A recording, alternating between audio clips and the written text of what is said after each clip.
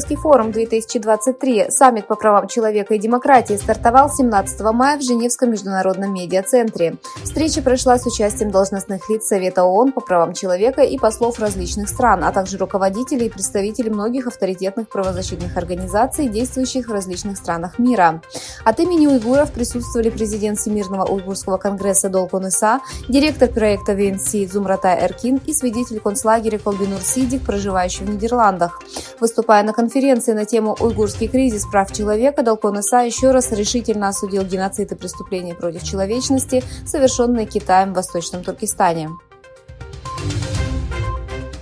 Различные правозащитные группы объявили во Франции в среду, что они подали новую жалобу на гигантов одежды Юникло и Индетекс, утверждая, что эти компании получают прибыль от принудительного труда уйгурских турок в оккупированном Китаем Восточном Туркестане.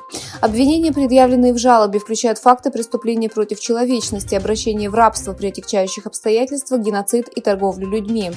Заявление подано антикоррупционной ассоциацией «Шерпа», коллективом «Этик сюр l'Etiquette», «Этика в ярлыках», Европейским уйгурским институтом и одной из уйгурских женщин, содержащихся в лагере в Восточном Туркестане.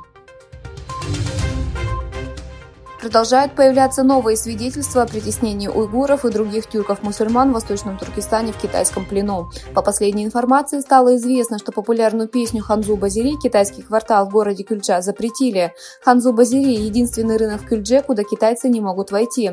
В районе, где размещаются уйгурские торговцы, в прошлом велась серьезная борьба за то, чтобы китайцы не могли там поселиться. Бывшая премьер-министр Великобритании Лиз Трасс заявила, что нельзя полагаться исключительно на Совет Безопасности ООН или Всемирную торговую организацию против политических и экономических угроз Китая, и что для ответа на эти угрозы необходимо экономическое объединение НАТО свободных стран. Выступая перед журналистами в здании ООН в Нью-Йорке по поводу Черноморской зерновой инициативы, которая была продлена еще на 60 дней, генеральный секретарь ООН Антонио Гутерриш сказал: «Я благодарен президенту Реджепу Таипу Эрдогану и правительству Турции за их усилия по работе в координации с ООН над Черноморской зерновой инициативой».